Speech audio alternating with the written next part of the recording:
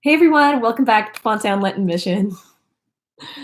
So, yeah, we're in the middle of coronavirus, COVID, all that fun stuff.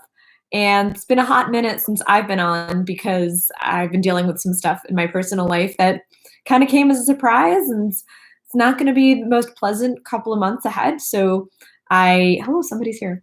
So, I do have that video, but I haven't had a chance to actually sit down and edit it, and it's just been a really interesting time. This is something that not even my parents' generation has lived through. And maybe my grandparents' generation lived through a little bit of something like this with the Second World War. And certainly their parents' generation lived through wars and the influenza epidemic of 1918. So maybe they lived through two wars and maybe they lived through poverty. But this is definitely something that people that were born in America, that have lived here all their life, that they've never experienced if they were born in the last half a century, for sure. The closest maybe that we've come to it was like the gas crisis, I would imagine, maybe in the 70s. So this is really interesting. We've never really had a rationing situation.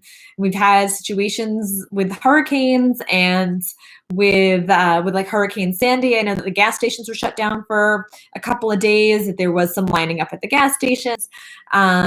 We've had situations like this with different hurricanes. We've had situations after 9/11 where there was stops on different things and changes in our life patterns, but never anything to this extent. And it got me thinking about how fortunate we are to be able to say that we've never had to experience this and that now we're just coming through to deal with it. So to me, it's quite interesting, I will say. And I will definitely say that this is quite interesting. So, yeah, but one of the things that struck me today and that I could tie into this weekend's gospel. So this weekend's gospel, Jesus heals somebody on the Sabbath, and the Pharisees are approaching Jesus and they're asking, well, who sinned? Did this person sin? Did his parents sin? This blind person that would cause him to be in this position of spiritual blind or position of physical blindness. Or did somebody, who sinned?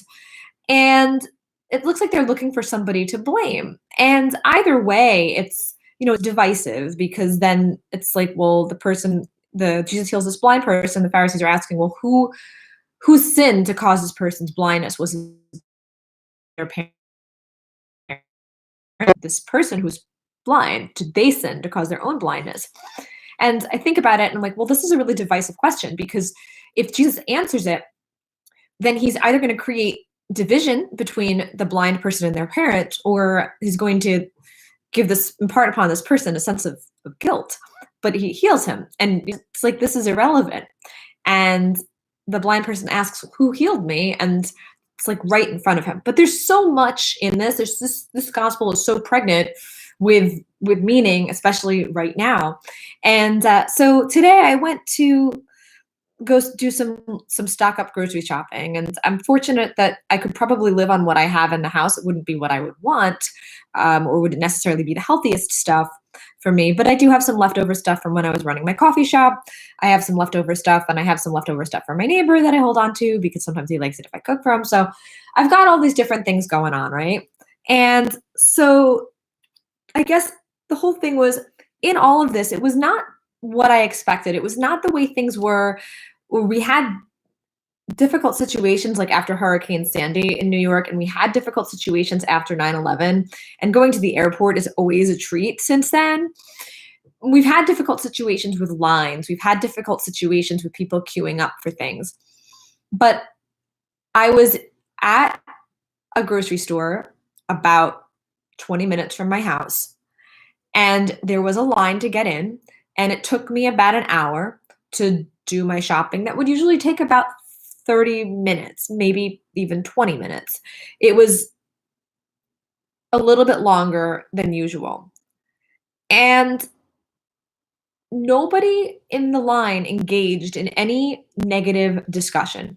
Really, the only conversation I had was with a guy coming out of the store, and he said, it's really nice once you get inside. And he's like, you're only going to be in line for 20 minutes.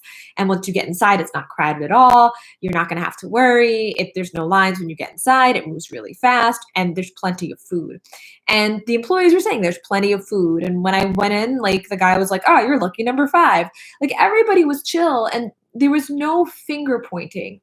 And right now, we're in a situation where it's very easy to find fault. It's very easy to find fault with lots of different entities. It's very easy for us to say, oh, the government didn't do what they were supposed to do. They didn't inform us. It's very easy to say that, okay, other countries didn't do what they were supposed to do, or that people aren't doing what they're supposed to do, or that we didn't get this started soon enough. And these people are crazy. They're out on the beaches and they're spreading germs. It's really easy to point fingers, but the reality is this is nobody's fault.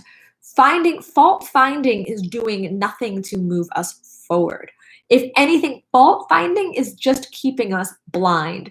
Because if Jesus did that when he was healing this blind person and he engaged in that discussion, he was taking time away from doing what he was supposed to do, which is to heal, to bring people closer to God, to help them experience just how much God loves us. So, my point in all of this is, when we feel compelled to blame somebody for the circumstances that we are in right now, whether it is COVID, whether it is something else, it's very easy to find fault. It's a lot harder to look beyond that and to say, that's not going to do anything for us. We got to move forward. And while sometimes, yeah, finding reasons and finding causation and finding correlation in a situation is helpful for finding the solution, while this is helpful, sometimes that curiosity is in vain. I'll give you another example of this. Somebody very close to me was diagnosed with cancer, and it doesn't look good. And we want to be optimistic about this. But the reality is, this could be a miracle. We could be open to a miracle, but we could be open to some difficulties going forward. And my vain curiosity is just really curious about, well, what caused this? Because there's a couple of causes at stake. There's one that would be very isolated and limited to this person, but if it's another cause, then this could be something that other people may be exposed to as well. And so I have curiosity, but there's also a part of me inside that says, does it really matter right now? Instinctively, we kind of know it's likely to be X, Y, or Z, but it could be P, Q, or R as well. It could be one of these other things. But a part of me is just like, this is just overwhelming to think about. We can't even think this person is healthy. We have to make sure that they are safe, that they are, away from any contamination, that they have a clean, safe place to stay, because they're going to be going through a lot of treatment. Their immune system is going to be compromised. And there's all this crazy stuff that's going to happen. But we really can't look too far into what caused this right now, because if there's damage that's been done to others, odds are that's done already. And they're going to have to be proactive about their own health going forward. But there's other ways to figure it. There's other ways to figure it out. To go for diagnostics, to say, hey, somebody in my family was diagnosed with this. I want to make sure that this is not something environmental that I was exposed to as well. Can we check on this?